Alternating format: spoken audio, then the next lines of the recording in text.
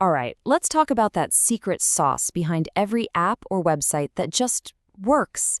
You know the ones I mean, the ones that feel so intuitive you don't even have to think. Well, today we're peeling back the curtain on what makes that happen. We're talking about information architecture, the invisible blueprint of truly great design. You've been there, right? You download a new app, you open it up, and bam, you're hit with a wall of buttons and options. You have no idea where to click, what to do, or how to find the one simple thing you were looking for. It's so frustrating, and honestly, it happens all the time. But here's the thing, that confusion, that feeling of being lost, it's not just bad design in a vague sense. It's actually a symptom of a very specific and usually invisible problem. To really get it, you have to look past the pretty colors and fonts and see the actual bones of what's in front of you. So why do so many screens feel that way? It's because everything is screaming for your attention all at once. Nothing has priorities, so everything feels equally important. There's no clear path, no sense of order. And we almost always blame the visuals, right? The UI. But here's the secret. It's almost never a visual design problem. It's a structure problem. And that leads us straight to the big idea for today, the huge difference between the deep structure of a product and what it looks like on the surface. We're talking about the difference between architecture and decoration. So what exactly is information architecture? You'll hear it called IA for short. Well, it's the art and science of organizing and structuring all the information in a product so that you, the user, can find what you need and do what you came to do without any friction. And I absolutely love this analogy. IA is the blueprint before the paint. It's the foundation. Everything else is built on top of it. And this slide right here gets to the heart of it. IA and UI, the blueprint and the paint, they ask totally different questions. IA asks, what stuff should even be here, and where should it go? But UI asks, how should this stuff look? And if you try to make things look pretty before you've decided what should exist and where, you just end up with a beautifully decorated mess. Structure always has to come first. Okay, enough with the theory. Let's make this practical. How do we actually use this structure-first idea?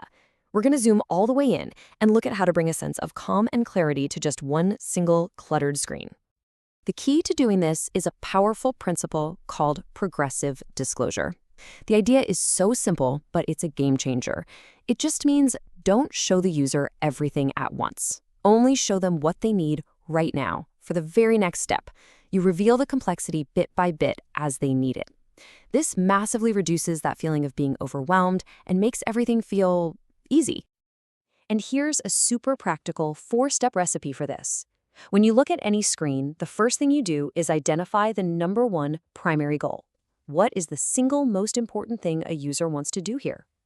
Second, what is the supporting info they need to do that? Third, what are the less important secondary actions? And finally, what are the totally optional details? If you can't sort your screen's content into these buckets, you know its structure isn't clear yet. Let's look at a quick example. Here's a food delivery app, the before picture. You've got the menu, ads, special offers, recommendations, filters. Everything is fighting for your attention at the exact same time. It's just visual noise. Where are you even supposed to start? Now look at the after. This is the magic. It's the exact same content, but we've applied our 4-step hierarchy. The primary goal, reordering your usual or picking something fast, is right up front.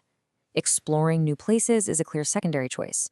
And all that other stuff, the offers and account details, they're tucked away as optional.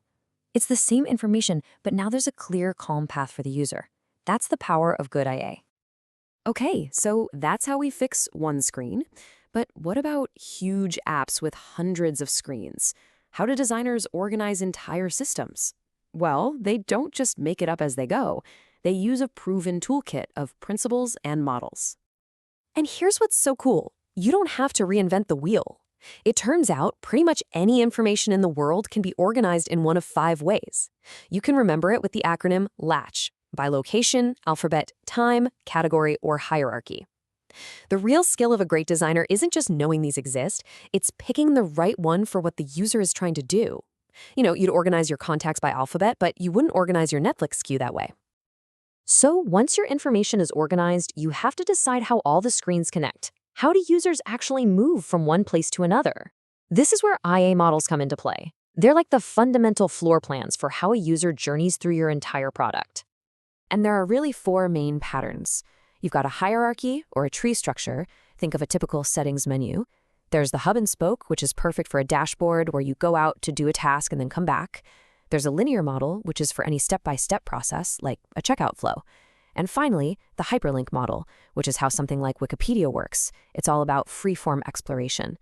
A great product is built on a conscious choice of the right model for the right job. So why does all this technical stuff really matter? Well, because thinking this way, thinking about structure first, is what separates a junior designer who just makes things look nice from a senior strategic designer who actually solves deep user problems. And learning to think and talk this way is how you'll stand out in your career. I mean, just look at this. This is what hiring managers are listening for in an interview. A beginner will say, "We designed a clean UI to make the screen look better." But the professional says, "We restructured the information to reduce cognitive load and clarify task priorities." See the difference? One sounds like a decorator, the other sounds like an architect. You're explaining the why, not just the what. At the end of the day, here's the ultimate litmus test for any design you create. Just ask yourself these three simple questions. Does the user know where they are? Do they know what they can do next? And do they know how to get back? If the answer to any of those is no, then it doesn't matter how beautiful your design is, the architecture is broken. And I want to leave you with this final thought, because it's so incredibly powerful. If you ever find yourself having to explain how to use a screen or a feature, something has gone fundamentally wrong. Decoration needs to be explained.